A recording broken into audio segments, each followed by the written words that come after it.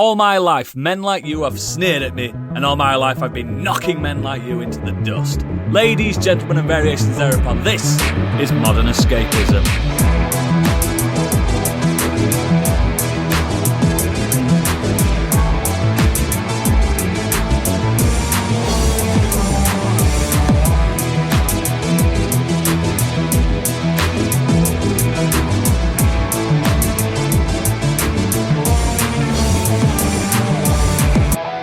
Hello and welcome to the show. My name is Oodles, the King in the North. Joining me today, Lord of the Seas and follower of the drowned god, it's Biggie. Hey! Hey. The commander of the Night's Watch and protector on the wall, it's Gadget. I don't want it. And warden of the North and Lord Imp of the House of York, it's Stig. Lord Imp. You sure? Candy, unfortunately, is not with us today. I'm going to go all free on your ass. Yeah, boy. She's not with us today. She's on annual leave still. I think she gets more leave than all of us. She's buggered off to Casterly Rock. Yeah. Yes, I've been watching House of the Dragon, you can tell. But how's everyone been?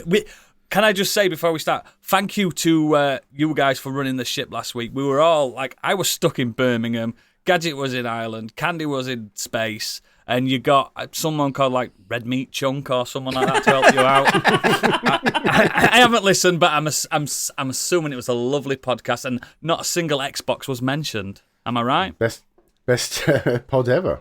Yeah. Apart from the biggest news in gaming that week was Xbox. I bet Biggie would have sat there with all these ex-boys, talking about Xbox all the time. I felt oppressed. Shut up, pony. Yeah. He is actually the biggest pony on the planet, to be fair. That man bleeds PlayStation.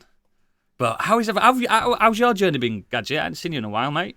It's been all right. I've been off doing a few things. So the first week I wasn't here because I was down in Warwickshire to see Mika live, which was fun. Got to see a music gig in a castle, which from now on I want all gigs to be performed in castles because that was fucking epic. Yeah, man. And then, after that was in Northern Ireland for a week of work, which was chaotic. Full-day meetings are just the worst, and 3 days in a row of them are even worse than that. That's why I was in Birmingham for a full-day meeting. It was fucking horrible! I just sit there and do you know what? I counted 15 pairs of chinos in that meeting. Yeah, boy. Chinos. A successful meeting, then. Well, the meetings I was in, my big boss, Scott... Scott with the greatest name, Scott Gamester. Oh, is he though? TM. He is. Yeah. He was over from America, and he had American business chinos. Ooh, like red, white, and blue. No. They were chino colored, but they were the baggy variety for a huskier frame. Oh yeah. Chinos for the more large man. For those full of God's love. And he put a lot of love in. I bet he did. I've still not crumbled into the chino land. But, do you know what? I've waited long enough. I haven't heard anything about the news in so long. Nothing must have happened. It's probably going to be a quiet week. But it is time for Biggie's Breaking News. You may already know, but he doesn't, because it's time for Biggie's Breaking News. And I would do anything for news.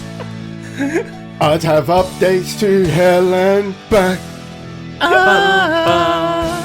I would do anything for news. I'll never lie to you, that's a fact.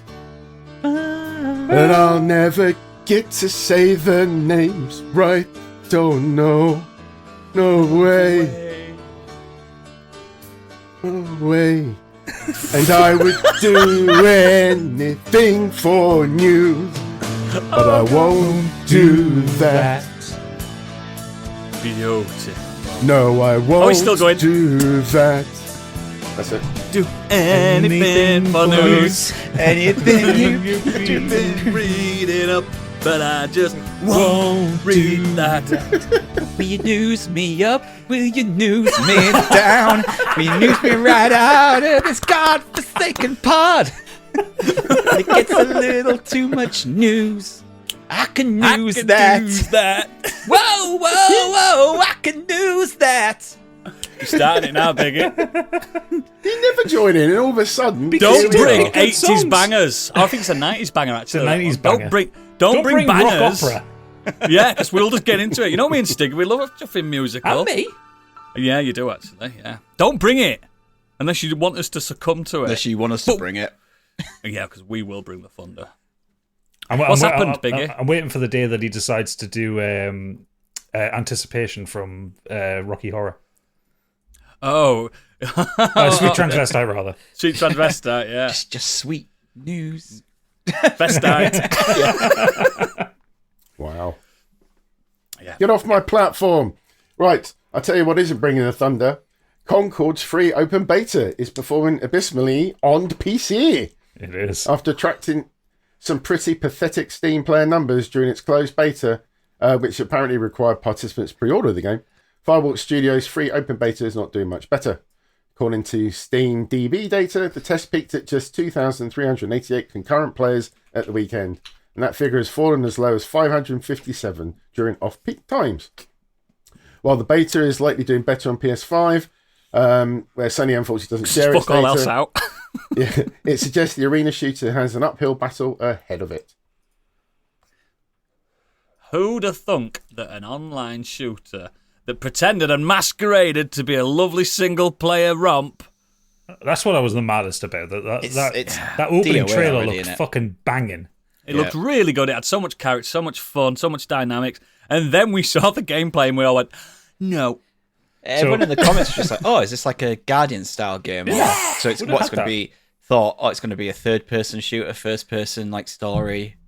Yeah, and let's be realistic about that. That's what PlayStation do best. Yeah. Yeah, so that's what you thought. Why not stick to it? They haven't had a great one out in a while, so here's a new Yeah. one. No.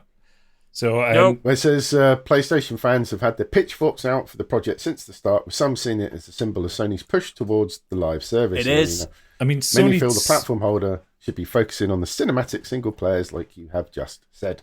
I mean, Absolutely. Sony did announce about 3 years ago that they had 12 live service games in development, and this is the third one that they'll put out that had a hit with Helldivers, because Helldivers did something different.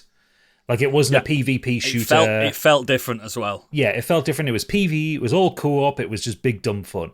And they had Foam Stars, which anyone who would want to play a game like that would have been I playing liked Splatoon. it. Yeah, but anyone would have played Splatoon first, you know?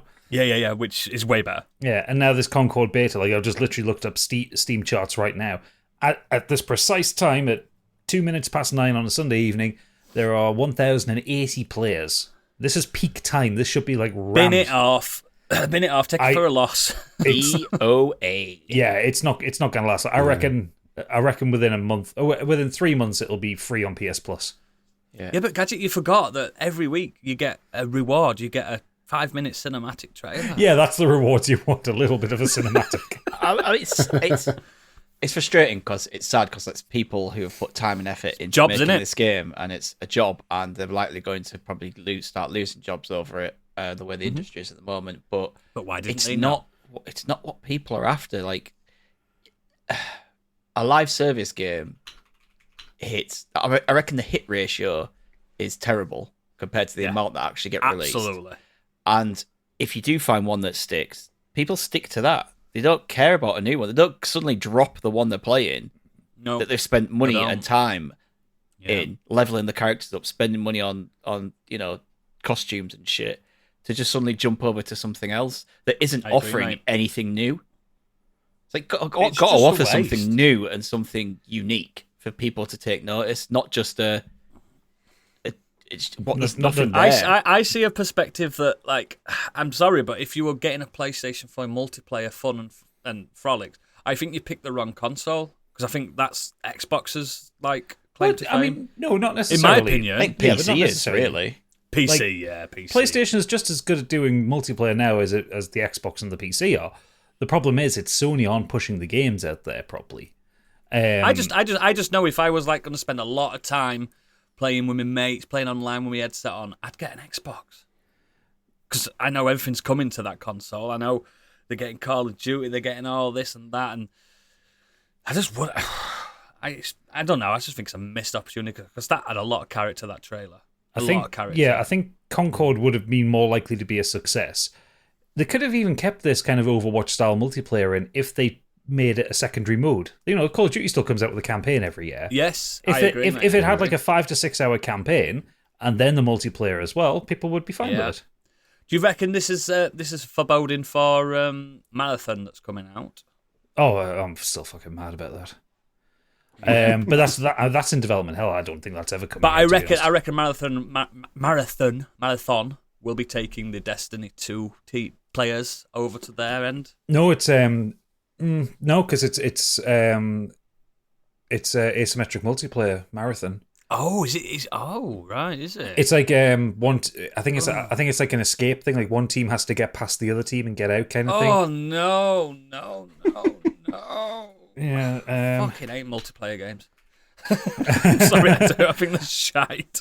I don't mind multiplayer games. I like Helldivers. I like that fun time we played. To have a unique Sea of Thieves. I like that. They're both kind of unique, and no one else is doing those things. They're different. An arena shooter is not different. No. It's not different when you can go play Counter-Strike. Even the Marvel one technically has a different thing to it because you've got superhero powers, but that didn't. It's not really enough. Doesn't take off, did it? No. Nope. That Marathon game, PvP focused extraction shooter where you need to compete with other players for riches, renown, survival, and ever evolving world. Everything in that paragraph just put me off. But yeah, you're not going to pay the money for Concord when you can play Overwatch 2 for free, or you can play that Marvel one for free, or Valorant for free. Yep. No one's going to pay 40, 50 quid for it, or whatever it's going to go. What is it going to cost on Steam, actually? It'll be 30 quid, won't it? Be hilarious if it's full price. 35 quid on Steam. Yeah, there you go. Well, pour one out to Concord. We knew you very little. And probably Firewalk Studios. I don't think they'll survive this. Yeah, unfortunately. See you later, guys. Thanks for your time. Thanks for your commitment. But, sorry. You're fired. Next. Settle down, Trump. No. Development teams are saddened by demoralizing Warhammer 40k Space Marine 2 leak. A development build of the Warhammer game, which seemingly comprises the entire game, was uploaded onto a torrent site, and gameplay videos have begun to spread across the internet. Publisher Focus Entertainment and developer Saber Interactive have urged all faithful fans to refrain from spreading spoilers until the game launches in September. I'm gutted for them. It fucking sucks, man. It fucking sucks ass, that. Do you know, imagine, right, if you're the person that's got that torrent, the first person that's got that leak, and you were a fan of gaming, surely you'd be like, I'm not going to do this. Yeah. Surely there's some kind of moral compass that you've got, like, this is hundreds of thousands of people's jobs. You have been on the internet, right? You have met but I like to see people. I like to see the nice side of things. I ain't got that in me. I just couldn't do it. It's such a fucking evil thing to do. It's a really horrible thing to do, and especially for a game that's out in 2 months. Yeah, just fucking wait. And people are anticipating this. Like you and Stig are buzzing for it. Yeah, it's a game that people have been excited for. It's been, nearly 10 years since the first Space Marine game, and I really enjoyed that. And like all the trailers and the way things look for this, it's just like, it looks fucking banging.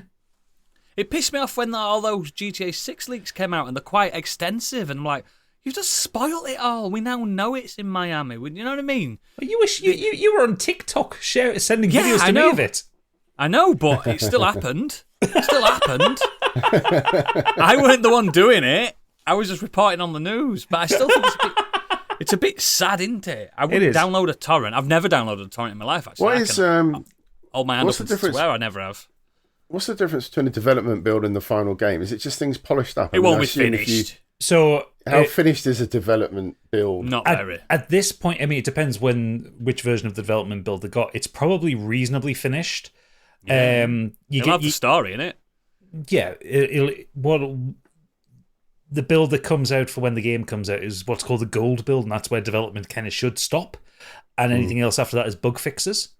So if it's been a relatively recent leak of the build, like from relatively recent development time, it should be pretty much feature complete. Yeah, there might be the odd texture and stuff like that. Yeah. It'd be. It's just a fucking shame, man, because people are really buzzing for this. Although, to be fair, that article does say we're saddened by that this build, which is almost a year old by the time we launch, so it's probably. Oh, so people are going to say, look how shit it is. Yeah, it's going to be a bit busted. Because the game got delayed by a year. It's supposed to come out last October. They delayed it for a fucking reason, because it's probably not fucking finished. Just don't look at it. I've already seen spoilers on threads from it. Yeah, of all places. I thought threads were a safe space. It's not. All the not. Twitterati have turned up. That's already turning into Twitter now. Yeah, the Twitter. I deleted my Twitter over a week, and I don't regret it. But I'm thinking of getting rid of threads already. I'm like, I don't need this again. Don't need this. There's no spaces left. Just our Discord. It's the only place that's safe, isn't it? Get in our Discord. Yeah, get in our Discord. Show notes. Next. By the time this article came out, I'm afraid you two have missed your chance. The Elden Ring poster signed by Hidetaka... I can't even say it. Hidetaka Miyazaki. Thank you. Currently at auction was for $15,000. It's worth the proceeds it. were going towards the Immune Deficiency Foundation. That's Great. good. Fantastic. He's a fucking living legend. It's a lot for a signed poster, though, isn't it? I love that man. Don't you dare diss him. I love that man. Oh, no, I'm not dissing him. Me and Gadget will defend him. For a signed poster. He saved gaming single-handedly. Oh, yeah. Wow. Gaming would be dead without him. Gaming would be dead. It would just be Call of Duty every year. That's all gaming would be. Yep. Everything would still be brown. PS3 brown. Yep. And everything would be so easy, you wouldn't even need a tutorial anymore. The game would play itself. I love this name as well. The guy that currently was winning, whether he actually won it or not, the article didn't say. But YouTuber Jacksepticeye is currently the one to beat. I bet he's got a fucking septic eye, him. He's just a cheeky little Irish lad. Oh, so you know him? Yeah, I know who he is. He's one of the people that came out of that time when PewDiePie was the biggest thing in the world. You mean known racist PewDiePie? Yeah, but he actually turned out to be a really decent human being and not a racist piece of shit. And was he not just screaming for screaming's sake? No. He did do a fair bit of that, like, playing horror games and like, screaming at them. That gets the numbers in. Content is king. But he also does, like, a vast amount for charity. Good for Jack. Yeah. With his poorly eye. Has he got a poorly eye? Nope. I don't know where his YouTube name came from. Mate, we've all got weird names. Let's be real. We've all got weird internet handles. Yeah, Oodles Odin. Yeah, let's not fucking throw stones in glass houses, mate. Mine is my name. And then you lot Stig of the dump. Then you lot shortened it. Yeah, well, technically, like the full. Yeah. Yeah, ancient English, isn't it? Ours. Yep. Yeah. Still weird. For ancient English for knobhead. Next. Steward, leader of the land when the king was away. Oh, here we go. This is what I have to do when you're off the podcast. Get it? Next. Missed that, didn't you? No, we didn't miss it. I just called you the king of the pod, so you did miss it. I know I am. Yeah, so you did miss it. A real king doesn't need to tell everyone he's king. Yeah. Except when he wears that big fancy crown and is guided around on the throne. If one has to tell somebody that they're the king, then they're not a real king. Yeah, exactly. Fucking next. Tywin Lannister. Okay, my friends have been watching that. Right, I'm trying to move on. Here we go. He said next ages ago. So did I. Leave the room. Off with his head. Oh, showing you who's pushing people around now. Warframe's 1999 expansion as a shopping mall, romance system, and you even get to fight a boy band. What? What game? Warframe. What the fuck's Warframe? It's You've played it, mate. Have I? It's one of those kind of the one that MMO-ish played, right? shootery things.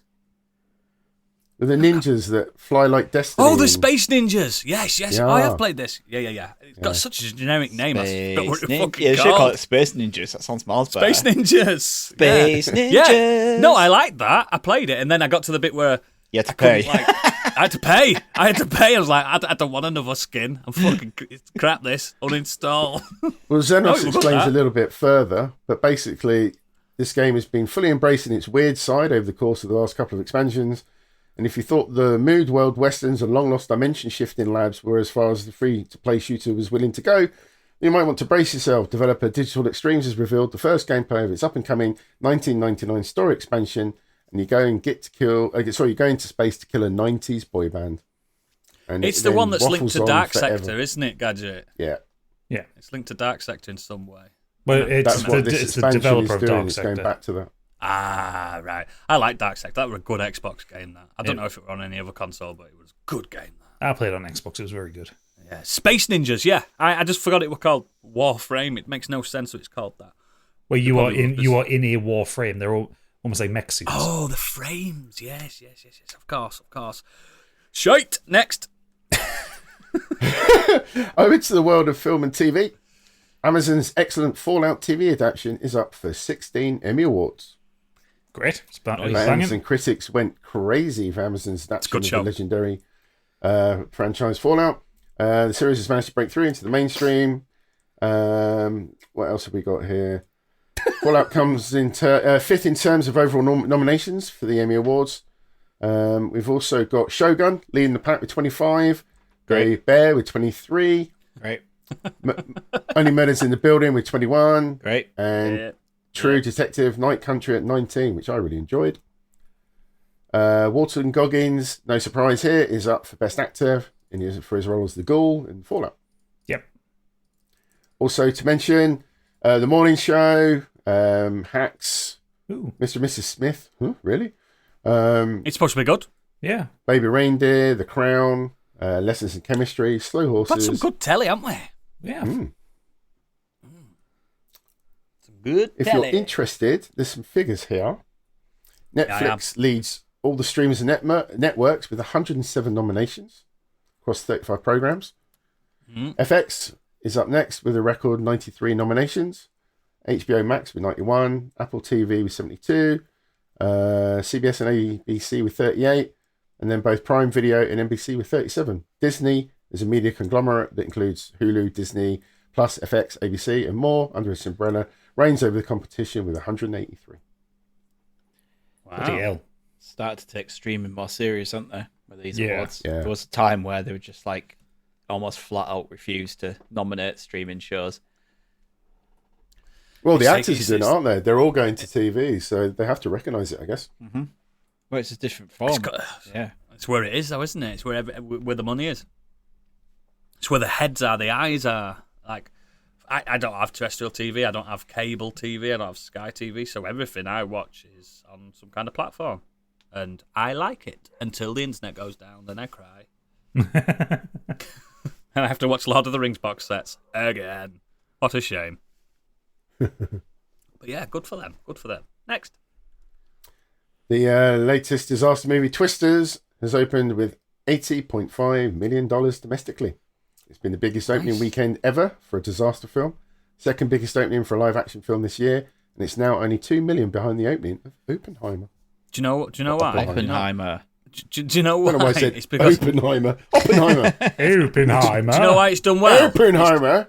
It's done well because how long ago has it been since we've had a really decent disaster film? Are you I'll tell telling you me that Moonfall. Moonfall wasn't Like decent? the moon isn't falling on humans. Oodles. Like this is real. Oodles. Go on, mate. Tell you later why it's done well. My man. Cinema guy strikes again. Love that kid. Love that kid. He's bringing the content to us, to your door, in your ears.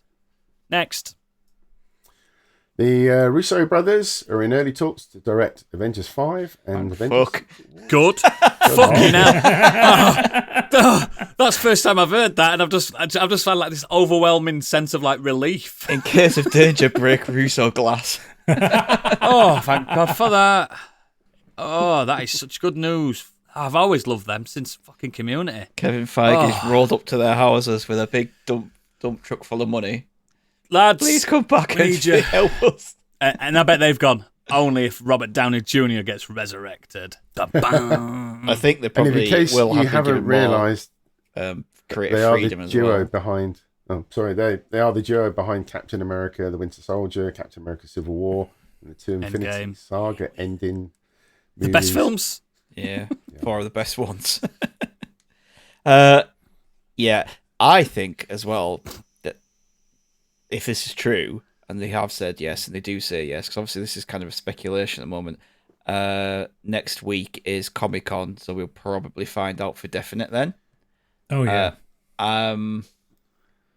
I just kind of makes me think that their solo stuff as their Agbo studio hasn't really worked out as well as they hoped. I agree. And if you actually look at the output that they've put out with that studio, it hasn't been good. Nope. Grey Man, not a good film. Was it that Cherry with Tom Cherry, Holland? yeah. Wasn't great. I haven't watched it because everyone said it wasn't very good. That Drive Away Dolls has just come out. Apparently was not very good at all. Like None of them haven't have had been a like big people hit at screaming all. about it, have they? they had Ryan Gosling and Chris Evans in an action film, and it was. Fucked it. I thought it was really dull. You were boring, man. Yeah. As grey as the name. They But called yeah, the Grey Man. so I can understand why they might have gone, yeah, maybe we should just go back and do... We know which side our bread's buttered. Yeah, maybe we should go back and do a couple of Marvel films, and that will pay for our next few projects in Agbo Studios. And pay for our next few mansions. Yeah. Yeah, good on them. Fucking bring it back. I want to be excited. I'm excited for Deadpool and Wolverine, but I want to be excited properly. I want to be excited for something that I used to love and something now that I'm like, I'm not even bothered that I've missed stuff. It makes me a bit sad. So bring it back. Bring it back. Next. Kevin Farage confirms they'll likely be looking for a new director for Spider-Man 4 Farage. instead of John Watts. You said Kevin Farage. He did, yeah. Peggy, come on. Was that on purpose? Yeah, He's gonna pretend it on purpose. That must be, it because was on purpose. I 'cause know it's Kevin Feige. Feige! Who? Kevin who? Kevin Fagan. Feige. Kevin Farage. He doesn't pronounce what names was like that? any other. Can you actually- His name is Biggie. Can you actually go over the story again? Because that took me out of it so much. Took me out. I forgot what you actually said. I generally said that he is likely looking for a new director for Spider-Man 4 instead of John Watts because I think it does need a bit of freshening up myself. Last Spider-Man were great. They were really good. So I don't know. Doing it.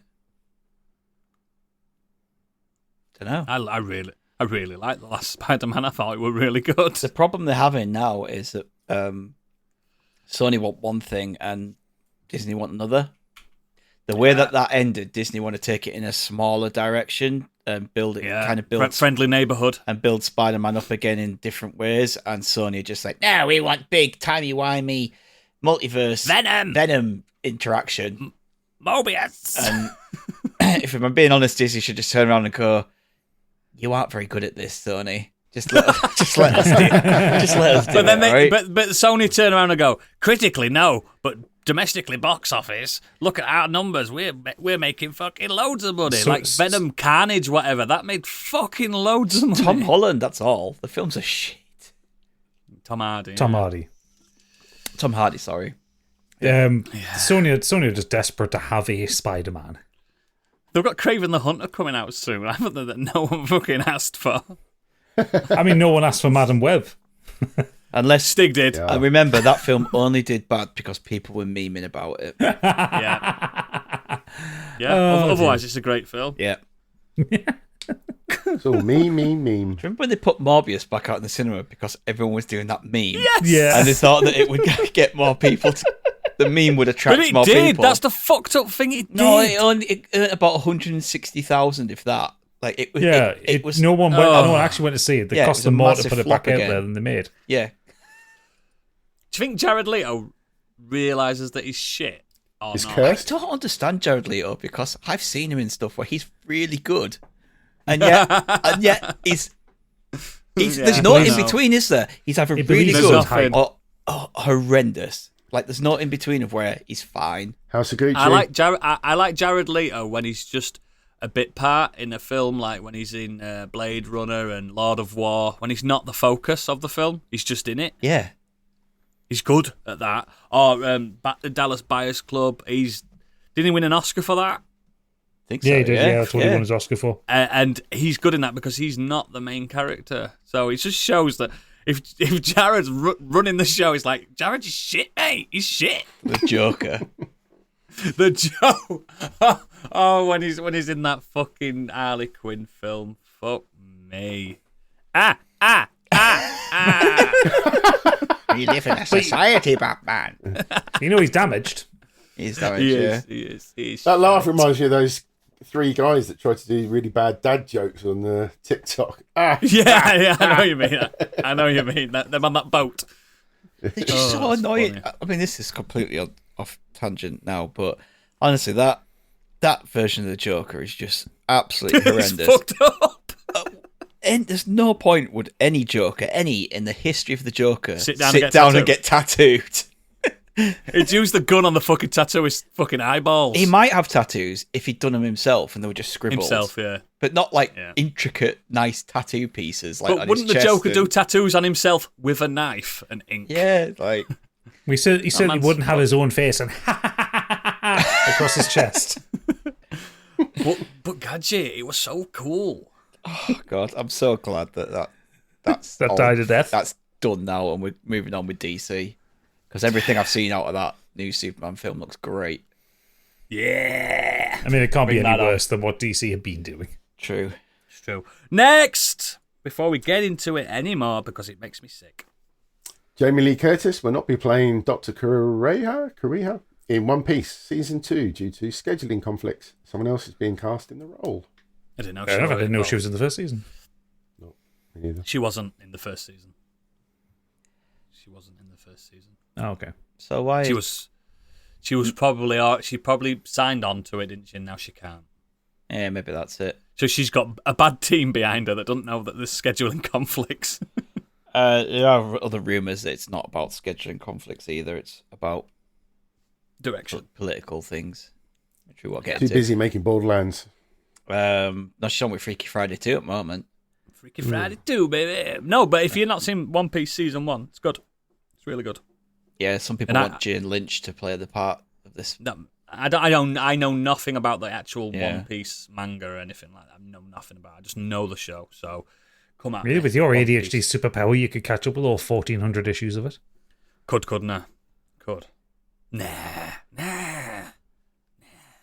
Got other stuff to do. Next. Just a rumour, but Glenn Powell could be set to star in the Backdraft remake. In a recent interview with CNBC posted to the broadcaster's YouTube channel, Imagine Entertainment co-founder Brian Grazer said not once but twice that a remake of Ron Howard's 1991 firefighting classic Backdraft is in the works, with none other than Powell set to star. It's a good film, the original one, and I like Glenn I Powell. love Backdraft. I don't think they need to do what they should do is do what he's done with Twisters and Yeah, just the next Top Gun. one. Just do it as a legacy sequel. Yep, I agree, mate. It can be modern day, just firefighters, just doing the firefighting. maybe Backdraft's great. throw some of the people from the first film in, now retired, and Yeah. could be part Remember of the that other family. one, Biggie, Towering Inferno? That were good. I think that's ever the watch better that? way to go these days, rather than just remaking something. Yeah, absolutely. Yeah, just a legacy sequel, innit? Easy. Especially we got Axel Foley recently. That was really good. Well, it's especially also when, like, you don't know the characters in Backdraft. It's just a story about You do. firefighting. Fireman 1, Fireman 2. Yeah, but Fireman it's 3. it's a good popular film from the time, but it's not like an iconic film where people go back for the characters. It's just an No, they action don't. film. That's what That's what why you can Twisters get and away with Twisters. Yeah. Yeah, because who remembers what? People don't remember the characters; they just know it's. I know Bill Paxton was called Was it Bill Bill. Paxton? And was Helen, in the original. yeah, he was actually called Bill in it, and Yeah, Helen I know Hunt that. and Philip Seymour Hoffman. They don't no one remembers the actual characters really, Oh, Helen Hunt was so pretty. because those films aren't about the characters at all. They're not. Yeah. Once up. I like Twister a lot. It's a scary film. I like Backdraft, though. That taught me a lot about fire. Don't I don't open a think I've door. ever seen it. Great movie. Oh, Don't You've never open seen doors. Stig, don't open doors Oh, when there's a mate. fire in the building. You'll die. It's a really good. I mean, I don't think it's dated, but it's a really good movie back in the day. It's dated, mate. It's fucking shite, but it's a good film. Wow. 91. It's good, Jesus Put out my Christ. fire. It's real fire. That's why it still looks all right. It's not Got CGI. one hell of a cast. I was going to say, Yeah. of course, Yeah. Noodles loves it's Kurt Russell. Kurt Russell, It is William Kurt Baldwin, Russell. Robert De Niro, Donald Sutherland. Yeah. it's Watch a it great this film. week. Watch it this week. Go on. There you. It's a good film, man. It taught me a lot about fires when I was a kid. Yeah, so. You weren't a kid though. That's the difference. It's hot! Don't open that door. Don't open that Spoiler. door. Spoiler. It's called Backdraft. Anyway, go on. Next. Some quickies here. Halo has been cancelled by Paramount Plus after 2 seasons. Nothing of value was lost. Halo. Halo had 2 seasons. Well, everyone, I have not watched it yet because I'm so far behind on everything I've been watching. But I enjoyed the first season. Everybody said the second season was much better. Like everyone said it. The second season was a massive step up. Fair enough. So they're looking for someone to try and take it on elsewhere. It's got good production values. Like I thought it was good. I enjoyed it. Actually, Yeah. and like people just being all like, "Oh, Master Chief doesn't do this." It's like it would have been boring. How often did he take his helmet off? Once Constantly. Halo in the show Constantly. in the show constantly, yeah. But I don't want to watch like 10 hours of TV of a man in a fucking I fucking do. Master Chief costume with no character doing absolutely nothing. That would be so boring. But when he was in the suit and he was kicking ass, he looked great. Well, yeah, but my thought on it was always just that Halo wasn't really anything that really lent itself to being a TV show or a film. Or books. Hey, No, the books were alright. I really like the first 3. so how can you not say it's Double standards. How can you not Double say it doesn't standards. lend itself to a show or a TV show if it's okay for a book? Yeah, It's a Gadget. story in a book or a story like it's just a different. Because of the medium that it's presented in. A book can tell the story in the same detail that a game can. Yeah, but so can a TV show. Yeah. Fair enough. I'm defending Halo now. I'm biggest Halo fan on planet. It I was don't know, good. it was just not something I ever saw going to TV or It film. weren't amazing. Neither did I. It was enjoyable, and I am going to watch season 2. But Was it worth having a Paramount Plus free trial? I use my dad's. He gets it free through Sky. So. Even better. So it Yeah. costs you nothing. It only Yeah. costs you the electricity that runs your house. The only reason I Perfect. haven't watched it yet is just because there's too much other stuff I'm on with. There's so much And then stuff. the actual better shows like The Bear and House of Dragon come around. So. real good shows. Yeah. Like I still haven't watched Reach of season 2, but I love the first. Oh, it's season. fucking good, mate. Yeah, It's really but I just- good. I only watch it because look at the state of him. I love him. He's a monster. Yeah, I he want him is. to pick me up and take me away. Next. Next. Right, Master Grief. Oh! He's been stewing that one. Another quick one. Carl Urban confirms that the final season of The Boys will release in 2026. Fine. Yeah. Nice finale. I enjoyed I it. haven't watched it yet, so No, not yet. Don't spoil it. I'm not saying anything. I like the finale. A bit less bombastic than usual. I know but one yeah. spoiler because you know the internet. Yeah. But it's nothing major. Yeah, yeah. It's something I thought was It's going to good. happen anyway. It definitely leads on to a climactic last season. Yeah, I just feel like there's a lot to tie up. There's many. There's not that much to little tie up. I think there's a lot now. I think Anyway. there's not. They're skipping Speaking a of lot which- from the comics, so Yeah, a lot. Yeah. Gem V Season 2 is aimed to release in 2025. Mint. So we'll Good, have a that little in-betweener. Mint. good. To me, it's not even a separate show. It's the same show. Yeah, it's part of the whole same thing. Like Yeah, it's the same show. you kind of have to Okay. watch them both. I think. Yep. So we're not going to be without the boys. That's fine. I'm cool with that. Cool with it. Awesome. Next.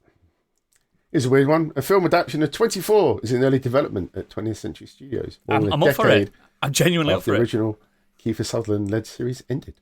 But why? What's the point? Yeah. It doesn't Fuck, work. fuck The whole- laugh. yeah, It's but got to the be 24 hours long, this film. whole Surely it concept- has to be. the whole concept is that it's 24. Like you remember when they did that half season that was 12 hours.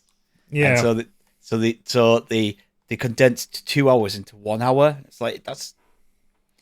I Although, genuinely think, as much as I think love should be brave. 24, there was some hours where it's like they're just padding this hour out. Yeah, they should be brave and just have a 24-hour film. Fuck it. They did that final season as well, where they didn't even go with the realistic time thing. It was just like an 8-episode season. Yeah, they didn't get a fuck by the end. Still a good show, though. Still a good show. It got a bit weak after about the 4th season.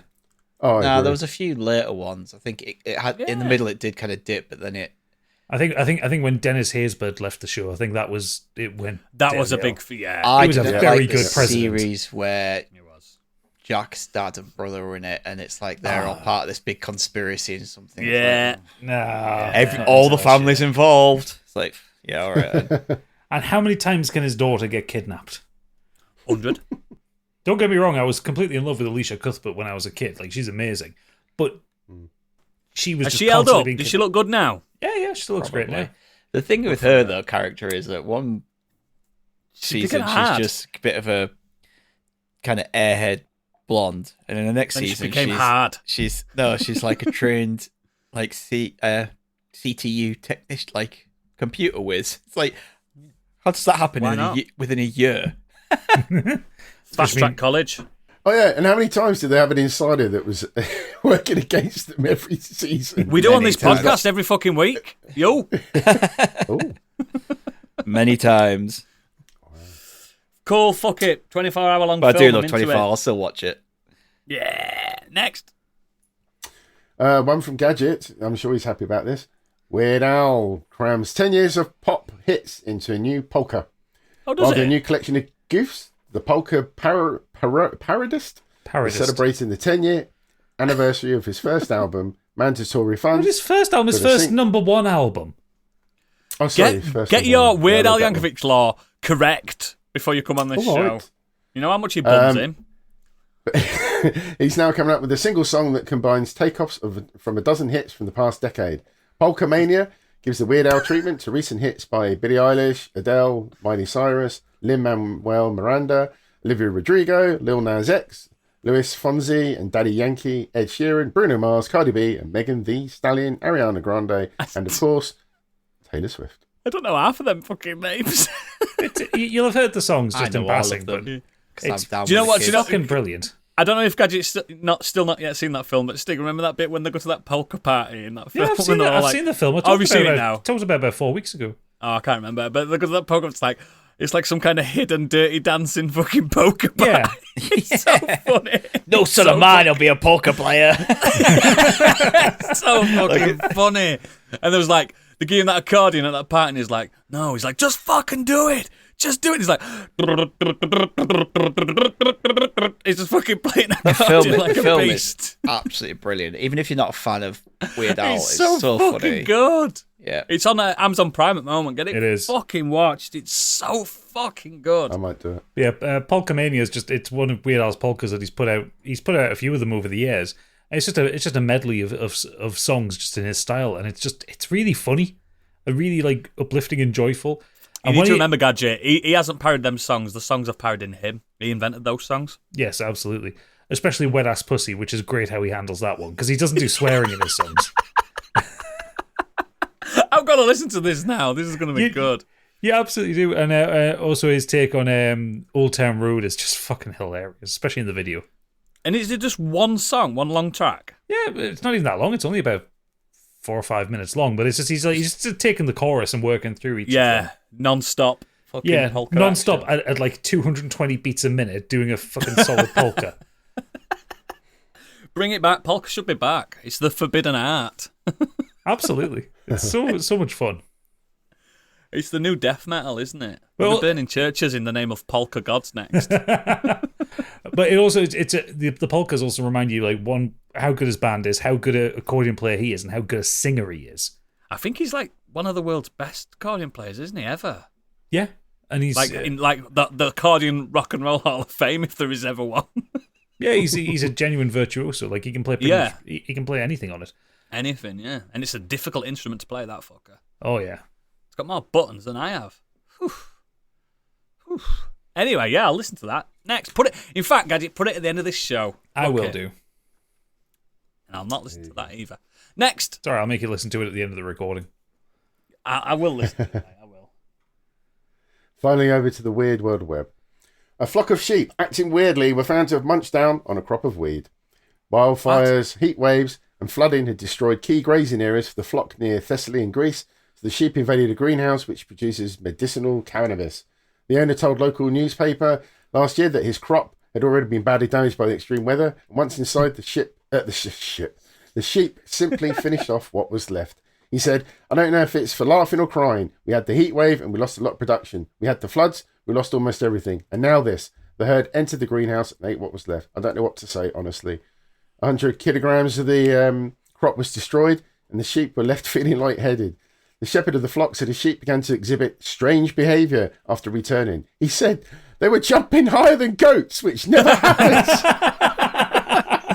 They're fucking eating the devil's lettuce. That's why they're fucked.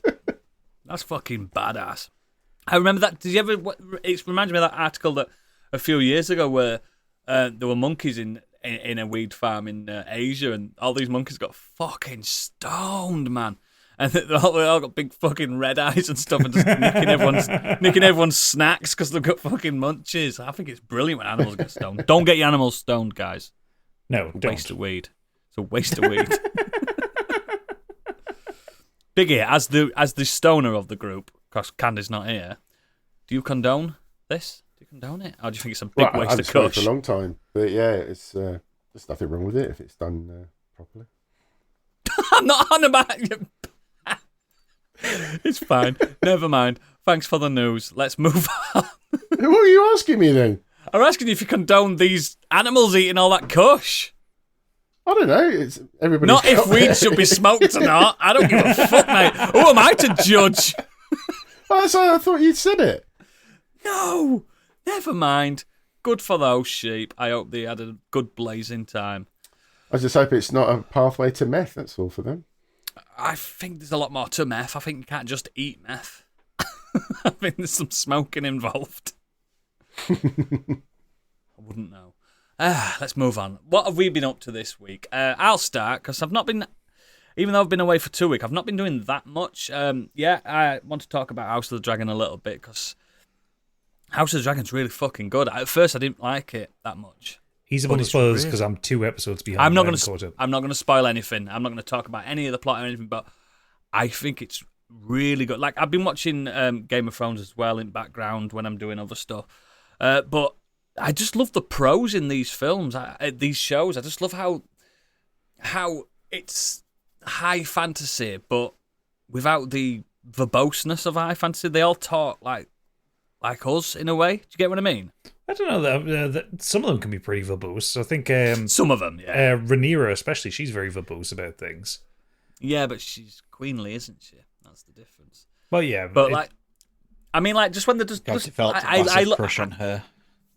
Yeah. Rhaenyra. No, like Emma Darcy. Oh yeah.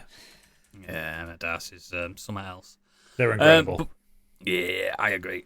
But yeah, I just really like this. Like, it's a bit slower than Game of Thrones, isn't it? House of the Dragon in general, because there's less characters, so there's not cutting away as much. I think that's in its benefit as well, because basically you've got two factions, whereas Game of Thrones you would have like about 6 stories per episode.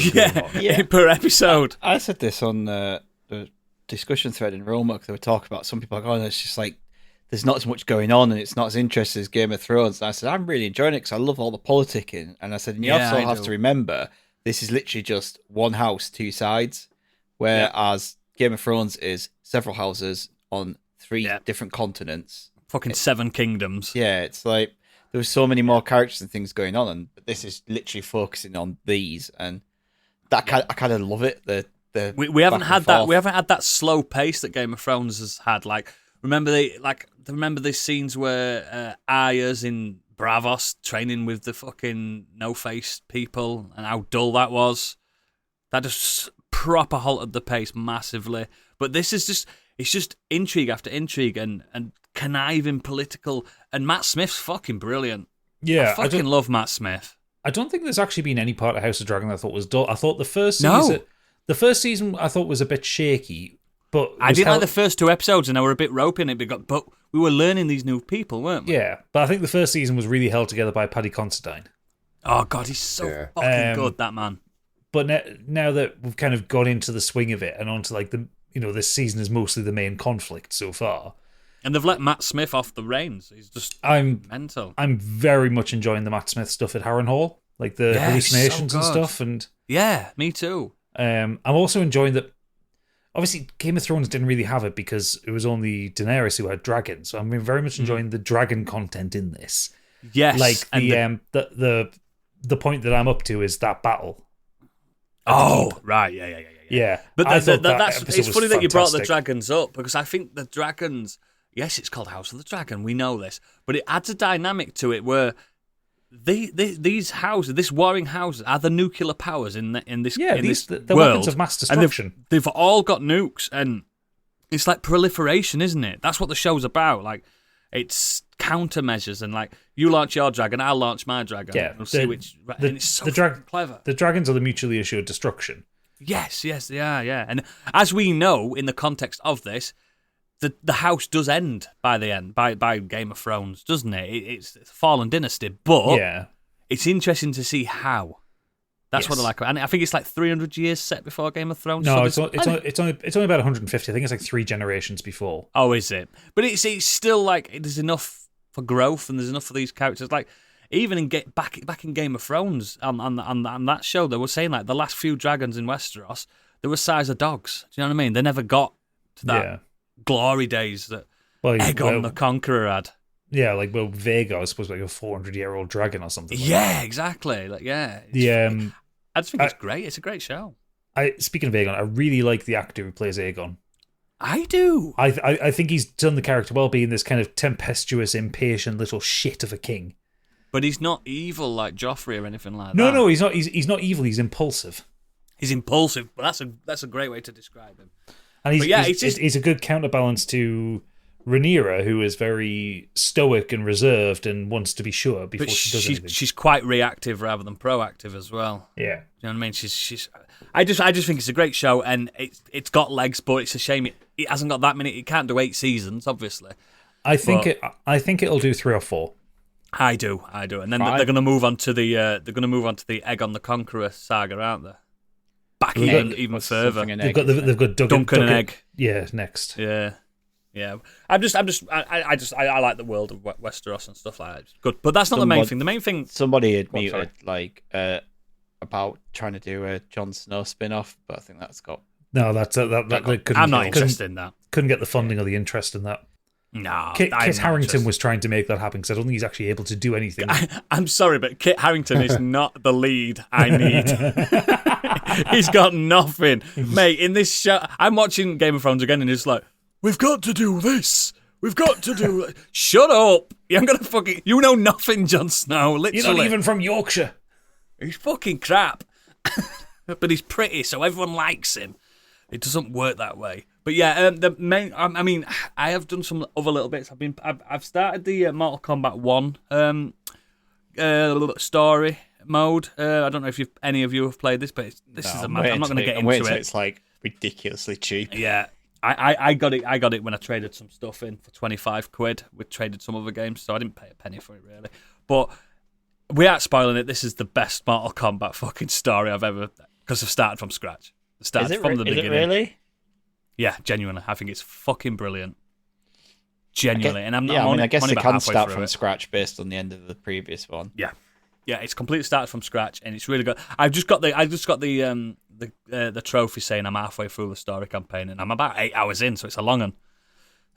It's really good. But if you don't like long cutscenes, you won't like that story mode because they're like 15-minute cutscenes sometimes in between fights. That's what keeps me interested in Mortal Kombat is I literally buy it just to play the I ain't touched any of the multiplayers or anything like that. Like Tekken.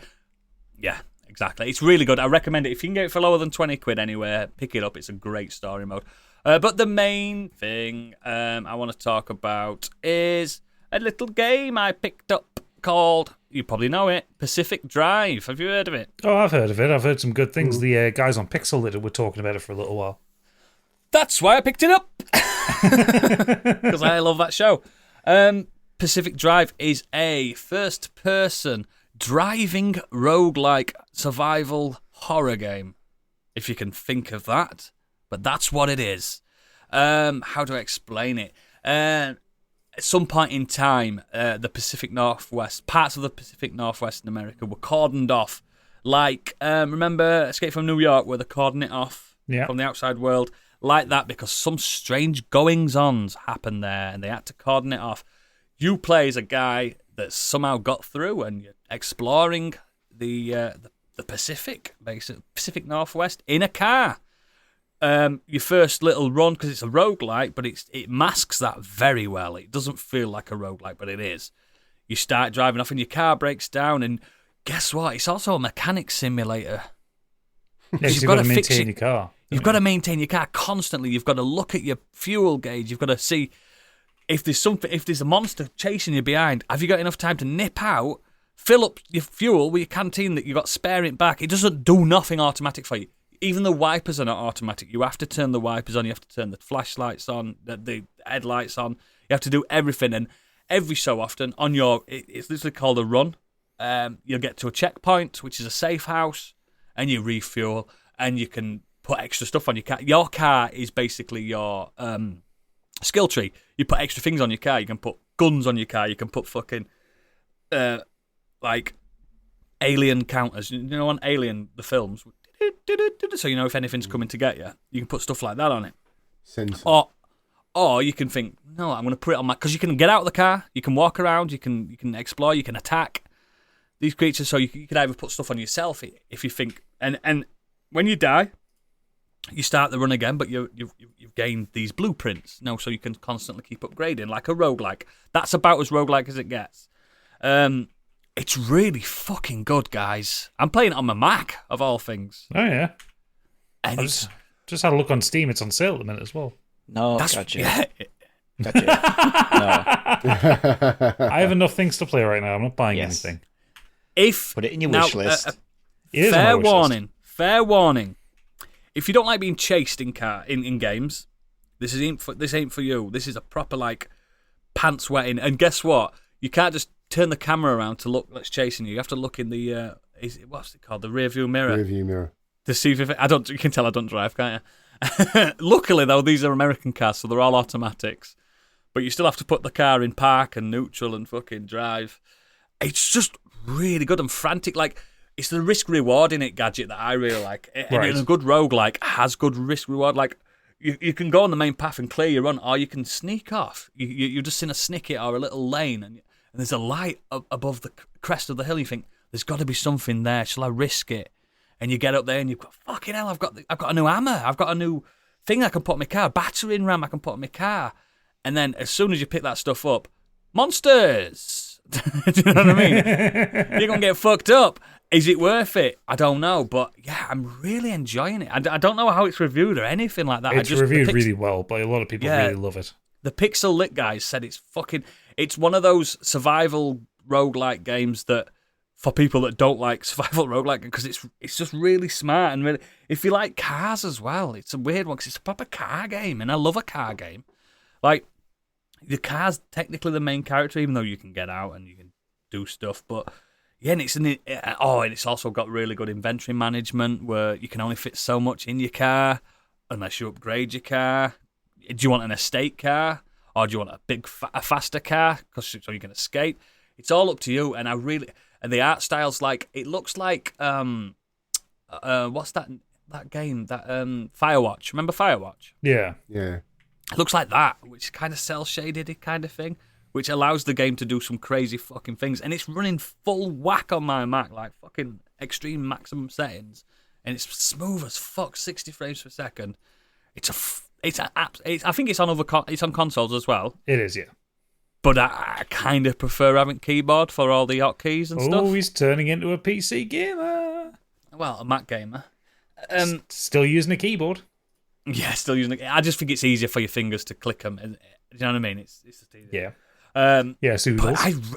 I'm really fucking enjoying this. It's really good. I think it's got legs, and it's got longevity to it as well. I don't know how long it takes to beat, but I'm nowhere near on a good run.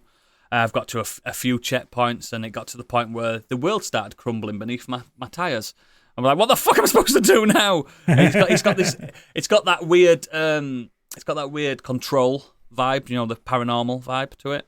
Like, you don't technically know what's happening, and characters are talking to you through radios, like, you gotta get here. Oh my god! And then you can hear them all getting killed, and you get to checkpoint, and you see them all killed. You know what I mean? It's really fucking good. Pacific Drive, it's called, and I recommend it to everyone. If it's cheap, get it. I think full whack, it's like 30 quid. Full whack, I think. It's only 25 quid on Steam full whack, so it's like 50% off at the minute. Get it now, then. Just buy it, Gadget, and play it whenever you can. Yeah, I might do. There's no point in waiting because it's going to go back up in price, isn't it? Mm. If it's cheap on PlayStation and Xbox, get it. It might even be on Game Pass for all I know. It's fucking really good. If you just want something, like, you don't have to think about the story. You don't have to think. You can just fucking drive about the Pacific Northwest. It's even cheaper on CD keys, £12. Fuck, mate. There's no excuse. I want others to play it so they can talk about their runs with me, and I can talk about the blueprints and stuff. It's really good. Also, again, it's just a game that I'm playing in between Balatro, but I've heard that, Gadget, you've been obsessed with that as well. Yeah. Isn't it a fun, that Balatro? Yep. I envy people that are like, I'm not interested in it. I envy people that have not played it. That's me then. Don't. I'm recommending you not to play it. Don't ever play it. I'm not going to ever play it. No interest. I don't want Never. to play whatsoever. it. Doesn't sound like my thing at all. Good. Addictive, It's better for them, isn't it, Gadget? It's better for them. Yeah. I don't get addicted to games like that either anyway, so I'm not really... You would. I don't. I've never ever... It's better for you. Ever better for you. been addicted to that. The only one that ever once was like a Football Manager game on my phone. And after I'd won everything, including winning the World Cup and the Premier League at the same time, because I was manager of the country and club, I was like... I'm president of the world. There's nothing left. There is nothing left anymore. But I'd never get like that with games. Anyway. It only takes one game to get you hooked. Nah. What I'm saying is, don't play Balatro because it's addictive. Play Pacific Drive because it's a nice breath of fresh air. Because it's genre. addictive. And I'm quite addicted to it already. I kind of like the controls. I kind of like the survival aspect to it, and the risk reward is fucking worth it. I know people get the fucking shrug the shoulders with roguelikes and stuff like that, but it's just a gameplay mechanic to make it so when you die, you're not wasting your time. It's helping you as a player. Pacific Drive, buy it. Stig, what you been up to? First thing is this week I completed Still Wakes the Deep. Is it good? Because I wanted to get that, but it was 30 quid. Yeah, it's not 30 quid good. I'll put it that way. So, It's a Game Pass good. Yeah, it's a survival horror game made by the Chinese Room, published by Secret Mode. It's a story about Kaz McCleary. He's a Scottish man who goes off onto an oil rig this kind of like the story throughout. You see flashbacks and things, and you kind of have conversations with people throughout that kind of unlocks the story on why he's on there and why he's had this argument with his wife. So I won't go into that too much, but suffice to say, you play as Kaz on this oil rig off the shores of Scotland, and while he's there, a big monster comes out of the sea and attacks No way. the oil rig. And it starts... Who woke the deep? Basically, yeah. And it starts to infect the oil rig and starts to kind of mangle its way around it and changing the environment and crushing sections of it. But Do you know what that reminds me of? That story, Gadget, you'll know. Remember the game Cold Fear? Yes, I remember Cold Fear. Great game. It reminds me of that. No, it was a good game. Cold Fear was good. But what it's also doing that is it's kind of infecting the minds of some of the workers there, while also taking over the bodies of others and turning them into like Lovecraftian. Turn them into these huge, like, mangled creatures. Let's see, they still are they undescribable? No, they still have their body, but it's like all mangled up, and then they have all these like tentacles coming out of them, but they still also have like part of themselves within them. Like, they're not just mindless monsters. Yeah. They kind of talk. They recognize you when they see you, and they say things that are like they're talking about. They're like, but it's a walking sim. There's no actual gameplay on that. Yes. So you just got to avoid them. So it's a walking sim, yeah. So you are basically going from point A to point B, trying to avoid these monsters or trying to sort problems out on the rig to stop it from, exploding or flooding and things like that. You still got a job to do. Basically, yeah. Health and safety. But while you're out, while you're there, HR's still alive. yeah, so you're trying to launch the lifeboats. You're trying to get to the roof to the helicopter, but obviously shit keeps going wrong. But throughout all of this, you're like bumping into other characters and other survivors, and you're trying to help them with stuff, and there's like a story progressing between them. Yeah. And so it looks really great. It's done in Unreal 5. Like it's a really, really, really. I really wanted to game. play it when I heard the dialogue. The dialogue and the script is amazing. It's its best feature, to be honest. Like the conversations between the characters, It's just real, isn't it? all of them Scottish. It's one of the most real games, like conversations I've ever heard. Like they talk to each other like you'd expect, like we do. British people to talk to each other. Because I think there is one of the guys is English, the rest of them are Scottish. And the Scottish slang in there, and like I said the other week, I've never heard the word cunt used so much in a video game before. It's just the little things that if you're British, you will understand. So I could imagine like an American playing this and just be like, what the fuck are they talking about? But you'll see. Why is he saying nay instead of no? Heed. Me heed instead of Why head. is it? What is a heed? Yeah, like, and it's spelled HEED. Or like it says heed on the the subtitle. What is he saying? Is he Irish? He sounds Irish to me. Yeah, but I wanted to play it because it was giving off Thing vibes. Is that? yes, it fair does to have say, or like is it Thing not kind of quite like vibes. But my biggest problem with this, I would say that it's meant to be a survival horror. I never once felt scared And you can't die. well, you can die, but you just obviously respawn. Yeah. Where you're at, but there's no combat. The only thing that you have to kind of get around monsters is picking objects up and throwing them. That's it. Like real life. Yeah, but that's it. Like that's your only like. So there's nothing, not even like a crowbar. No, there's nothing that like you know what you'll pick up like fire extinguishers, but it's only used to get up to just extinguish fires. I thought maybe it might be used as a you can spray the monster and stuff like that. Yeah. So other than running away, hiding and distracting, like, and I know that like that's kind of what Outlast does, but Outlast does it. Scared it's me. Fucking frightening. Outlast scared me more, and it felt like in Outlast you can get found easier. In this, if you can literally just hiding in a spot and look at the creature dead in the eyes, and it doesn't do anything. It won't see you. Because it can't actually get into that. And with Outlast, he's chasing you with his cock out. Yeah, but like if you hide under a bed and they see you, they pull you out and you're fucked. They'll pull you out and fucking rip In you this, to they don't pull shred, you out. You could just literally stare at it, and then if it gets bored and walks away. So it does have its problems. Its strengths are in the environment.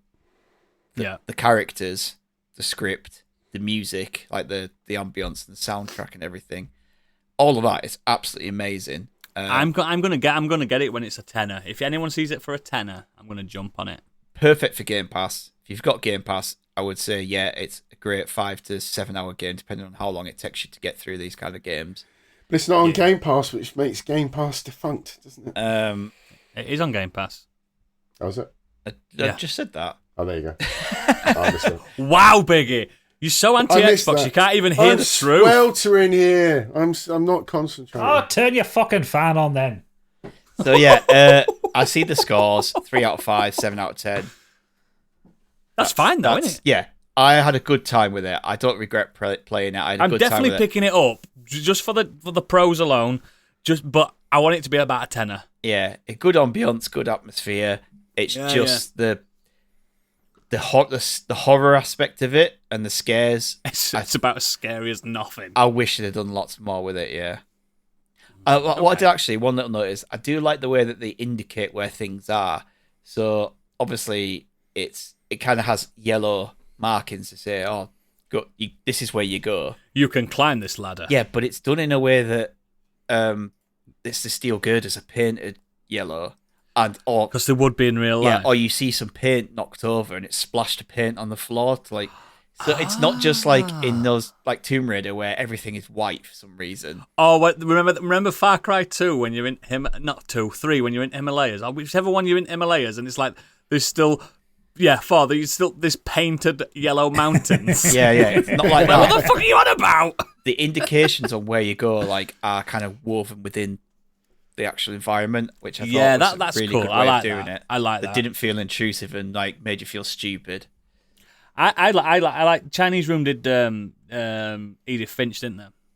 They did. What did they do? Did Everyone's Gone to the Rapture?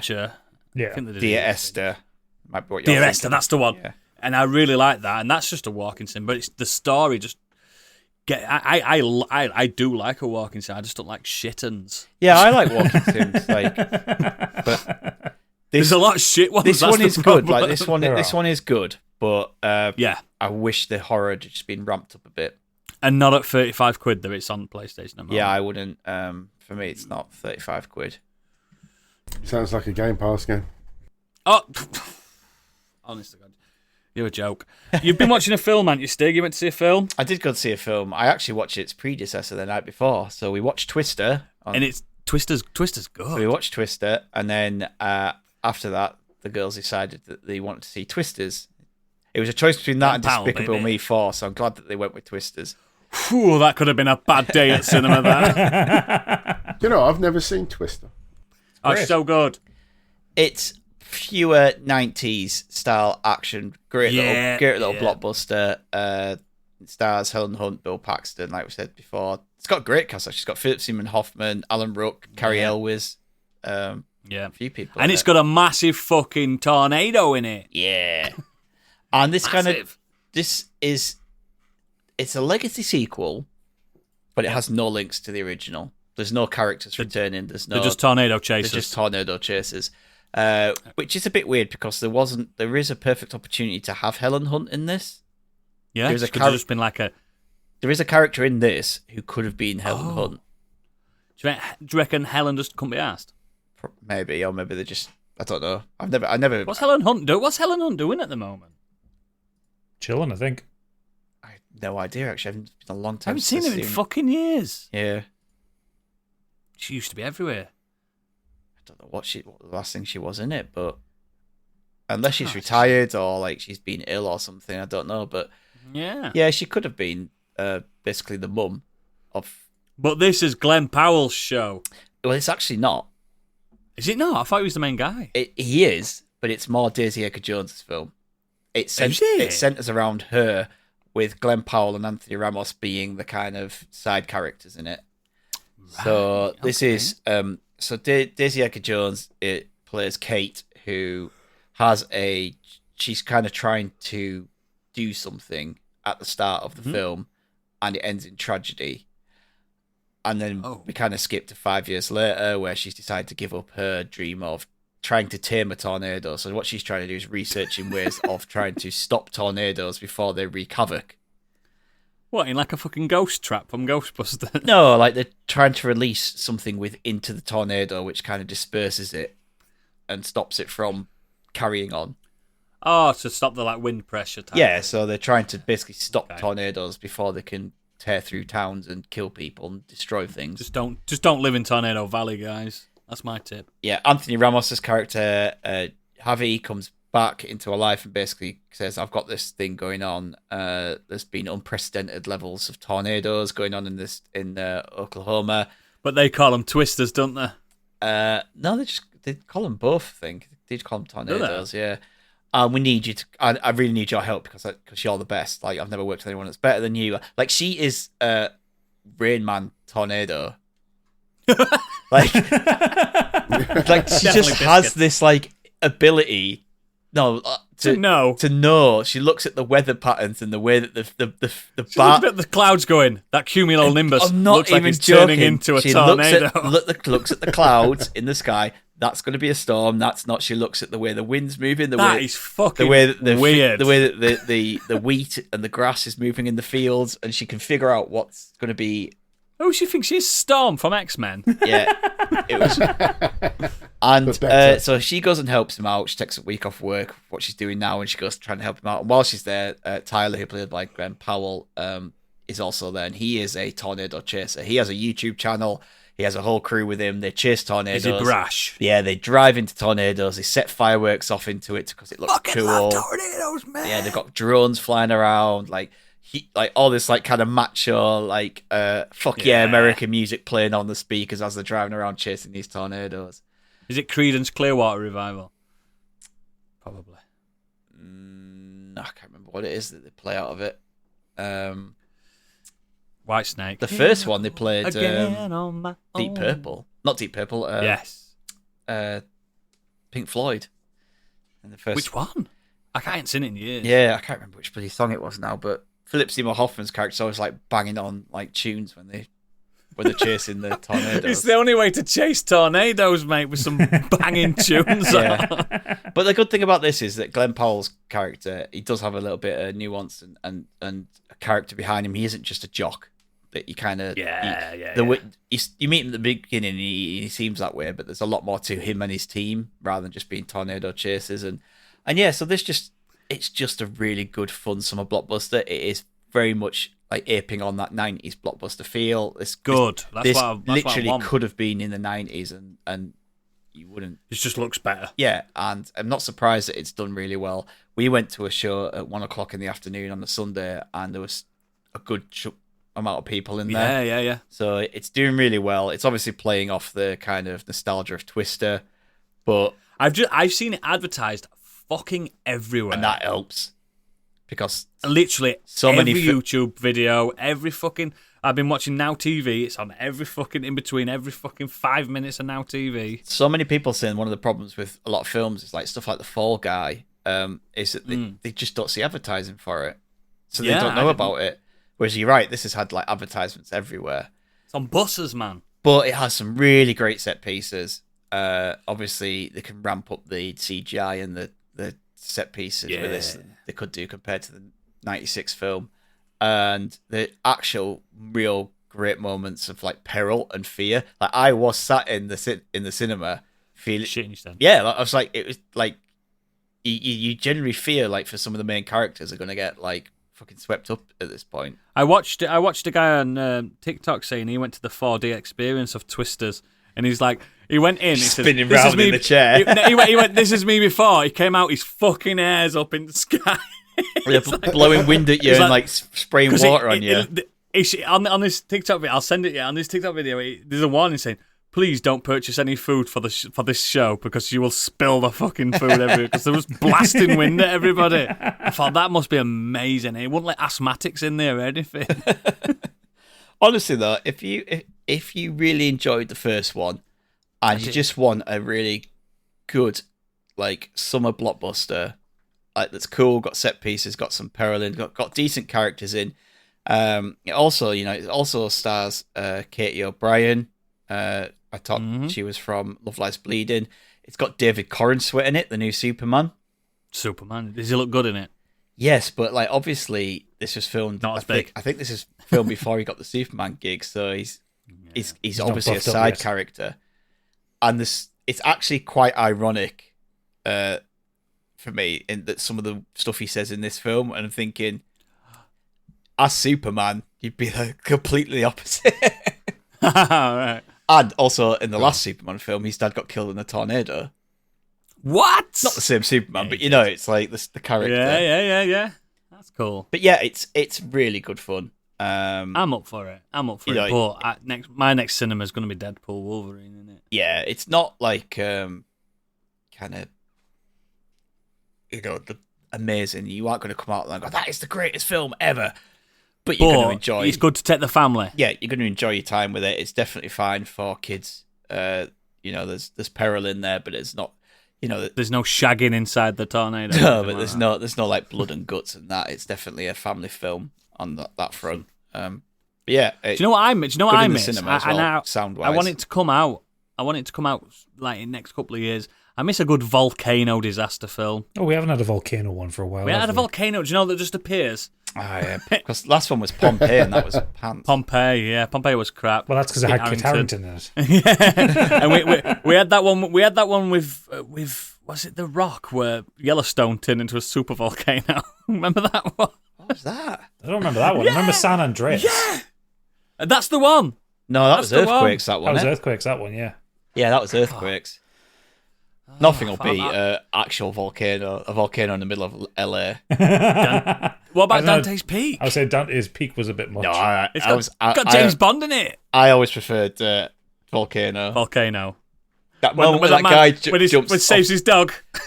when he jumps off the back of the train Oh, yeah, that's and he horrific. can't that. make it and he lands in the lava and it's like, He's walking. I want another volcano. We had a comet one, didn't we? With Don't Look Up. We've had comets and asteroids. I want Hollywood to bring back. no, it was volcanoes. Greenland. Greenland. Greenland was the comet, Yes. the asteroid Yes, it one. was. Don't Look Up was like just kind of what the building up to it happening. Yes. Yeah, Yeah. it didn't matter about the actual comet, did it? No, Yeah, Greenland. Oh, I remember Greenland. Gerard Butler. Is that Gerard Butler? there's a sequel coming out. What's it like- called? I think it's just Greenland Greenland 2. Iceland. Iceland. It's about the aftermath, obviously, of it. Moonfall 2. That's coming soon. Oh God. Don't look down. Actually, Don't Look Down. it's actually called Greenland Migration. Don't Look Down would be a good thing for a volcano film. Telling you. Because it comes from the ground. But that's what we need, a new volcano film. Is that you, Stig? Because that's more or less enough. That's me. If you don't, like I say, if Deadpool and Wolverine is not your bag, you don't care about that, but you want a good summer blockbuster. Get Twisters. Twisters. Yep. Yeah. Into it, Biggie! I had a quiet week this Of course week. you for did. change. Still playing Baldur's Gate 3. Did you read Lord of the Rings instead? Why, is that all he's been doing? Yeah. Well, you clearly didn't listen to the No, last it doesn't. I episode. don't listen to this show. It's bullshit. Crap. Yeah, I just took out Orin in Baldur's Gate 3, so you kind of know where I am at there. I've got Gortash left. She's fucking tough, Orin. She is. It was easy for me. All right, Billy Big Bollocks. Oh, I'm just saying, I found it the easiest fight. He's ahead of me. Boss I've fight just so not far. been back in ages. You're I ne- love you're the never game going so back. much. You're never I going am. back. I love it so much, but I'm terrible because I keep picking up and playing other games.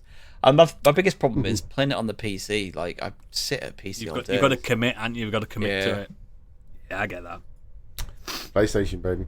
controls for I that have game, been doing a rewatch of The Bear with the wife because she's not seen it. So Never we're talked just about that, sort have we? of- First couple of episodes of season 2 at this point. But the one thing I have been watching, and I am conflicted, and I don't know how to talk about it. So I'm only going to mention it. We don't have to talk about it much. Okay, as that's you fine, guys mate. have already. I started watching Cobra Kai. Oh, it never dies, mate. Cobra Kai never dies. Don't understand what I'm watching. I You can't need to work fucking. out. You need to grow up. I can't work out if they're in on the joke or not because What joke?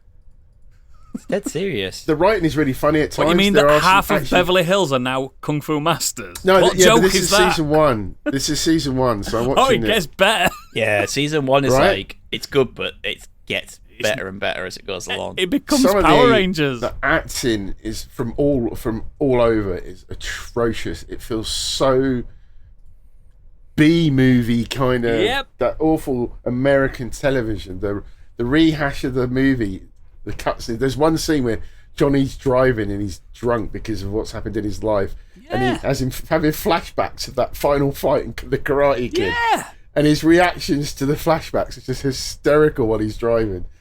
And I'm just like, are they in on this? Are they actually thinking this is almost like a parody of the movie? Yes, they know what they're doing. But then they try and do some serious plot points and serious acting as well. And it just comes across like, this is not good acting. It's a meta show. It knows what it's doing.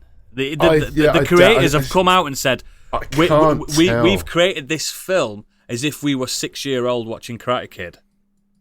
They've literally It's said that. amazing. It's so It's good. so fucking good. It's brilliant. It's next level.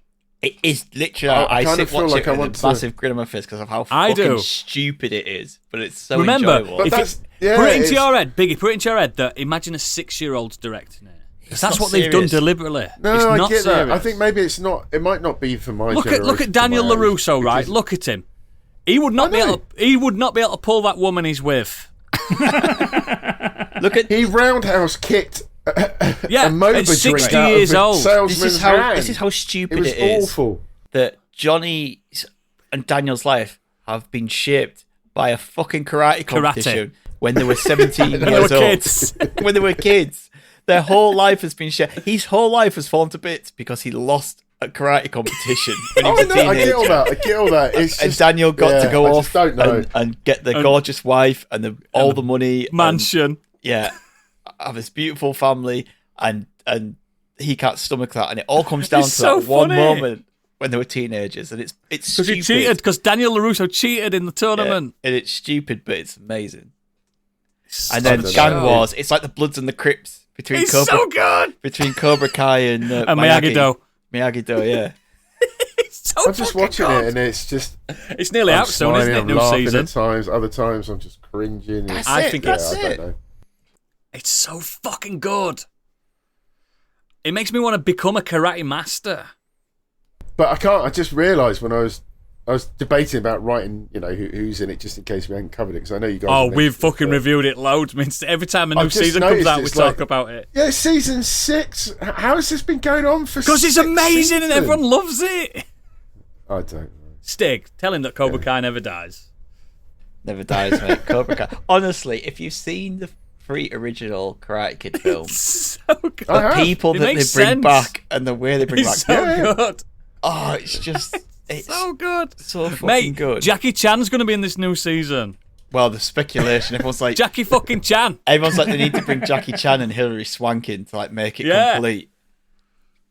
Fuck me, this show, it's so fucking... Mate, there's scenes where the whole school is fighting each other, including teachers and principals and stuff. It's so good. How good is John Kreese though? Like, Oh, John Kreese Like- is such a good He's not in it yet. So Oh, yeah, get ready. Get he is- fucking ready. John Kreese, amazing. He's like Heihachi Mishima. He's like I might Heihachi. just keep going. I don't know. I'm up Keep to going, mate. episode Keep 8 fucking going. of It's, season 1. I'm just kind of like, I'm still watching it, but I'm kind of like, I don't want to. But I think it's something one of keeps the pulling me most into special it. shows in recent history, mate. It's so fucking good. But, It's not. You I can't mean- even watch. You can't even watch it with kids. That's what's fucked up because there's shagging in it. But the thing is, it's just kind of like, I could watch Succession, the morning show. It's not the same thing. What? I think not. They're but I think- dramas. There's quality drama there that I could be watching, yet I'm watching Cobra Kai. I just don't get it. Mate, I fucking love that show. I'm conflicted at fucking- the minute. It's that's all I'll quality say. TV. You're not wasting your time. You know what, mate? Whew, that stuff that happens. Oh, that tournament in last season. Oh my god, my ass were puckering. You didn't know who's going to win and who's going to die, but they don't die. They just get knocked out of the karate tournament. Might as well be dead. Gadget, Have that's you what it watched is. any They of might it, as well be. Gadget? They might as well be dead. Have you watched any of it, Gadget? No. But to seen be honest, 4. it's been so long since I've seen it. The first Karate Kid movie, I wouldn't know the references yet, so I'd need to rewatch. You don't need to, because it's all shown in flashbacks. No, you This- do need to know. Literally, the whole movie is flashbacks. do need to I know think you the need to later watch series. him. Yeah, you do. You do. Because there's characters that come in and go, oh, it's him, the assistant to Karate Kid 2. It's fucking great. I love it. I just stop slagging Karate Kid off. Stop. Have you met Stingray yet? He's not a nonce, promise. Okay. But yeah, that's my week. It's gonna get better, mate, if you keep watching that. Gadget, finish me off. Oh, I'll finish you off. Kind of carrying on from what I wrote in last week, still playing a lot of Balatro, still playing a lot of EVE Online. I joined a new a new PvP guild in EVE Online, the Pandemic Horde. I've never seen an online gaming group with such organisation. I had to do onboarding to learn how they do things. Sounds dull. No, that's fun, actually. I'm literally mining in the background now while we're talking. It's just a job. Yeah, it is. Some people like have shifts on there. Like I'm a casual player, so I just dip in and out and play what I want. But yeah, there are people there that have rotated times to be in. It's really weird. I wonder what them gentlemen look like, because it's definitely men. Oh yeah, they're absolutely all men. I wonder what they look like in real life. I'd like to see through their webcam. I don't think you would like to see through it. It'll probably look like Asmongold's bedroom. What's that mean? You know him. I'll show you. Yeah, I'll let Stig explain that one to you. Oh, is it that guy with the long hair and he's got that fucking The minging scruffy bedroom, but he's a millionaire? Yeah, lives Where he in his wipes fucking out- rat house. He wipes blood on the wall because he's got a problem with his gums. And rather than using tissue, he just wipes the blood off his hands on his wall. Fucking hell, mate! Yeah, it's all them type of people. Yeah, Yeah. incels. And somehow he's earned a shitload of money. But he's not bought a cleaner. So, but while I was away with work, I listened through a couple of audiobooks that I thought I'd talk about this week. We'd like to hear. So the first one was We'll Leave the Galaxy for Good by Yahtzee Croshaw, which is the third of his sci-fi books.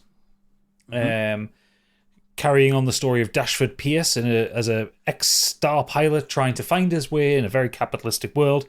I'm not really going to go much into the story of it because that kind of spoils the first and second books, like what happens in it. But it's a Yahtzee book. It's very funny. It's very wry, very cutting about modern sci-fi and about modern times. It's got a real big thing about AI art in it, which I really, really like. Yeah. No, it's the three Jacques McKeown books. That's what's the series are called. They're really good. I know you've chatted about this gentleman before because he was a YouTuber, wasn't he? He still is. He did zero punctuation. That's the one. And you've always said, read his stuff, watch his things. I've just never got onto it yet, but I might. I might. Yeah, he's got a very easy writing style. Like, it's not complicated. So I'm not bothered then. I want complicated. Well, if you want complicated, the next one I'm going to talk about you'll be into. Let's the main one. So I've talked about Adrian Tchaikovsky a bit this year because I've read two of his books. I've read Children of Time and Children of Ruin. I've got the third one queued up on Audible next, but I thought I wanted something different, and this is his latest book. It just came out this year. It's called Service Model. The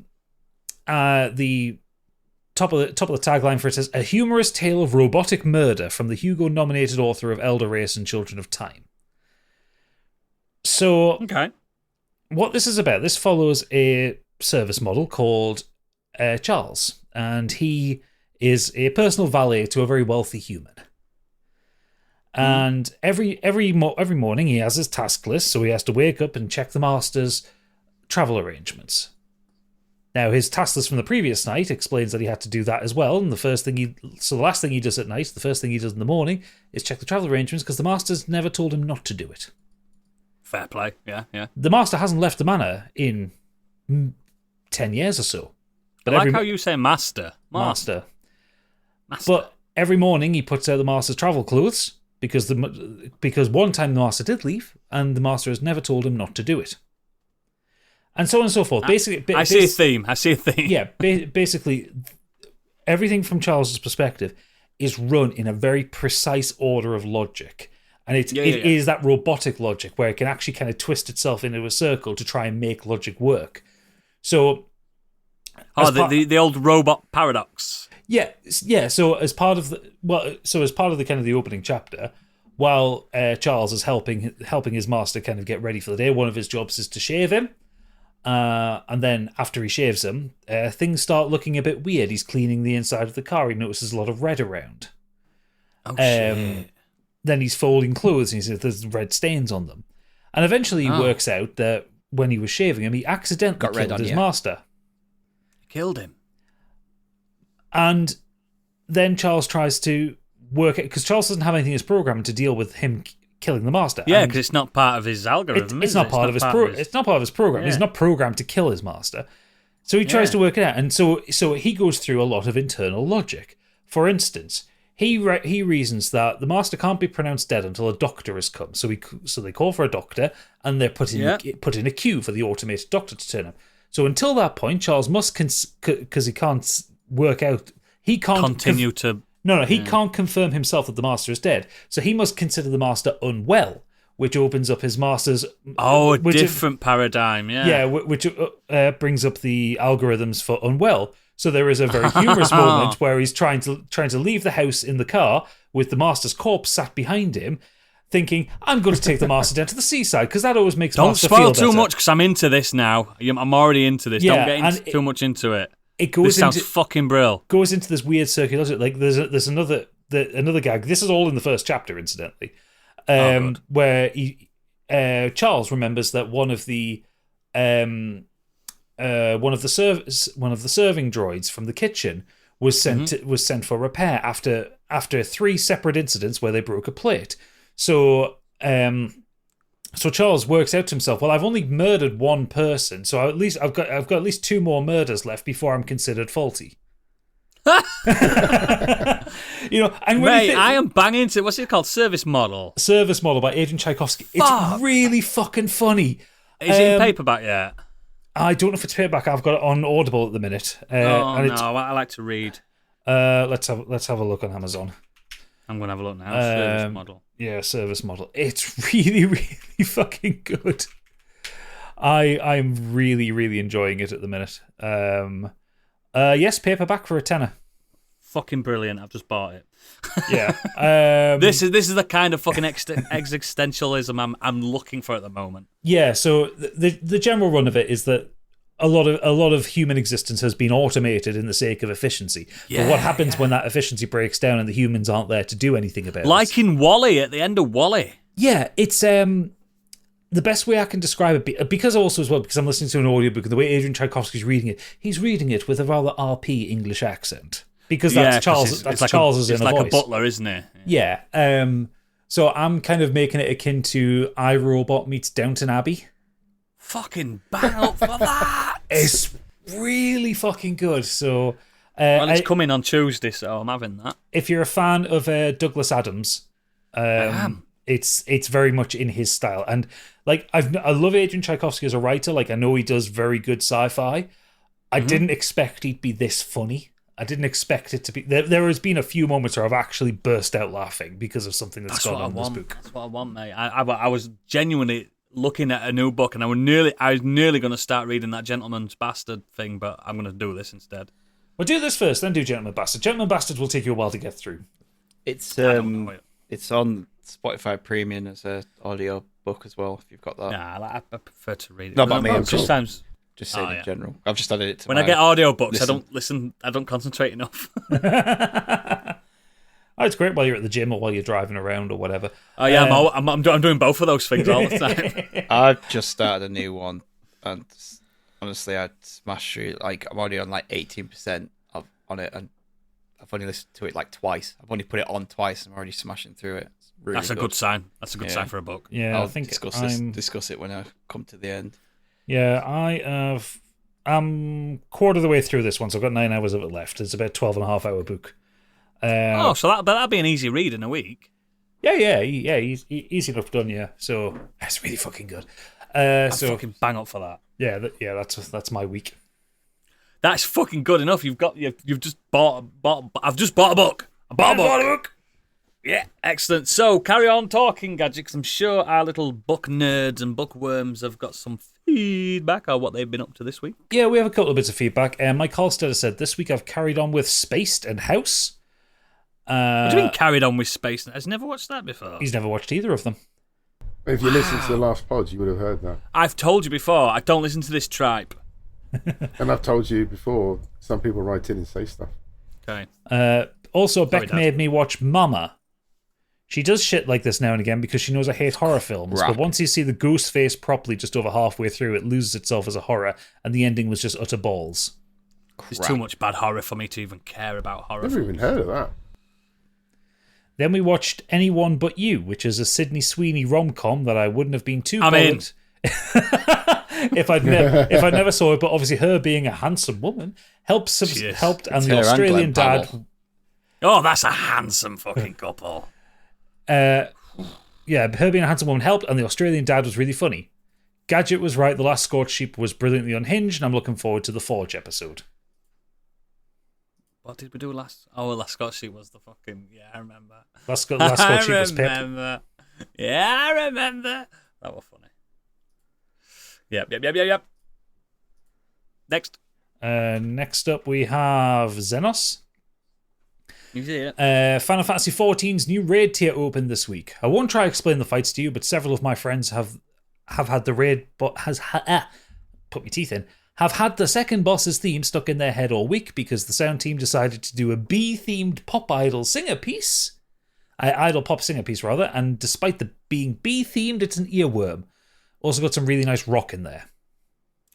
Remember Final Fantasy X-2? That had, what would I do for you? Yeah, true. What could I do for you? Also, last night, Warframe's Tenacon stream went live with teasers for the upcoming 1999 update. And oh boy, this is going to get weird. So this is going back to what was in the news. The whole thing is harking back to one of Digital Extremes' old games, Dark Sector, but it's not trying to do sci-fi realism anymore. We've got a nuclear-powered bike that can do flips and count as an improvised weapon. Okay. Killing floor-esque poisonous robo-zombie armies. And apparently a dating sim with the NPCs. Not sure how I feel about that one. They've also revealed the nanotech body horror faction's answer to liches and executive bastards of the two other factions. A boy band that got converted into nanotech body horror monsters and have spent centuries maturing specifically to ruin your day in particular. I mean, I'm going to enjoy it, but fuck knows where the story's going to end up. I think they know what they're doing. I want to know where and why is Xenos hoarding Bernard's watch. He plays all these live service games, loads of them, and somehow managed to get through them. And I'm like, how much time do you have in the week to do all that? In between Balatro, do you know what I mean? How can you do that? Well, I don't think he plays Balatro, Oodles. There you go. That's the problem I've got, isn't it? That's the it's the problem we've got. We don't have the time to do the things that we need or want to do because of Balatro. Balatro is the problem. That's it. And the fact that I like to get on sesh all the time. You're a big sesh beast. I am. Yes. And I'm always trying to chase my wife. You know what I mean? It's one of those things. She's really fast. I don't know why that's tickled me so much. She is. Got me too. She always gets away. So maybe I'm just not using my time wisely. That's probably the election. Potentially not. Yeah. Last up, we have Angry Kurt. Before you say anything else, that's going to get you divorced. She's tried. The big thing I want to talk about this week is the name Kensitsugami. Is that right? Kensitsugami, yeah. No Capcom game. Yeah. I've never said it out loud. Well, it sounds beautiful in a Geordie accent. Kensitsugami. Why, man? Why, Kensitsugami. Get down Tokyo. Fucking Tokyo. Well, you can go to Kyoto or you can go to Tokyo. Kyoto being the anagram lovers Tokyo. Anyway, it was mentioned by Debbie Punk on last week's show, and afterwards I was watching some video reviews and thought I'd give it a go.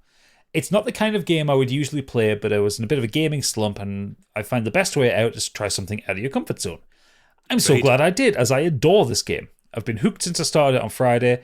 It's a hack and slash game, but without the depth of a Devil May Cry or Bayonetta mixed with Pikmin. It's unlike anything I've ever played. The day and night cycle provides a nice pace between the preparation phase and the action phase, so it's not relentless, and a shout out to the monster designs, which are like something From Software would have cooked up. Highly recommended, and apparently the main campaign is only 10 hours. That's a win. That's a fucking win nowadays. I've got the demo downloaded. I haven't touched it yet. It's on Game Pass. Unfortunately, the demo does say you can't keep your progress. Oh no, it's one of them, is it? So I'm like, oh, do I even fucking bother? And just get the game anyway, because it's a Capcom game and I love them. Yeah. He goes on to say, I'm still working my way through The Bear Season 2, having just watched the incredible Christmas episode. That is an incredible episode. Best one. I fucking nearly got a stomach ulcer from that episode. So did I. I think that's what made my ass fall out. It's the cooking in the kitchen that was stressing me out. Yeah. Let alone anything else that happened in that episode. Stressful the fucking cooking. What Just is fucking all those close-ups Bernard- of like pots like overflowing and shit. Yeah. Bernthal, or whatever he's called. John Bernthal. Bernthal, yeah. He's a phenomenal actor. I mean, I think they all are. It's so random, like the celebrity guest stars that they have in there, like John Mulaney and Bob Odenkirk and The guy who's Adam Warlock. yeah, like those people. It's like they are so. You don't really see them acting like that ever. You know they're good actors. No, you don't. No. Do you know who'd be good in the bear to turn up? Him from Boiling Point. This is England. What's his name? That English actor that's really Stephen Stephen Graham. Stephen Graham. Imagine him turning up in the bear. Oof. I mean, I'm watching the third season of The Bear at the minute, and I've just had the fucking greatest celebrity actor cameo in that so far with the third Fack brother. Really? Oh, I ain't got through it yet. I started season 3. Kurt finishes off saying, I'm also progressing through Wool. I hope Gadget is back this week because I want to tell him that I think this has overtaken The Gentleman Bastards as my new favourite book that I've discovered through modern escapism. I'm gripped and I have so many questions about the world and the characters. Primarily, why don't they know about lifts? I'm telling you, Kurt, it gets explained. Yeah, it does. It's a joke, but seriously, it's an amazing book and I can't wait to start watching the TV show probably this week as I'm nearly halfway through the book.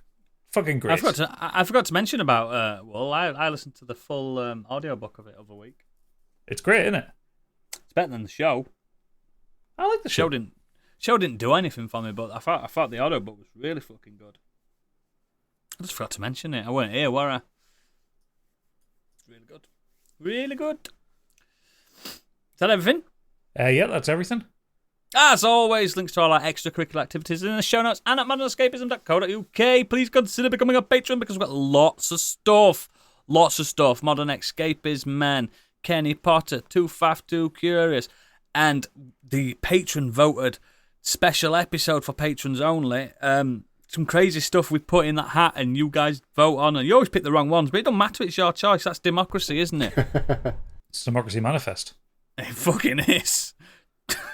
That is Democracy Manifest. But yes, please consider, because it helps us and it supports us, and we'll just stop doing it if you don't pay us, because I've had enough.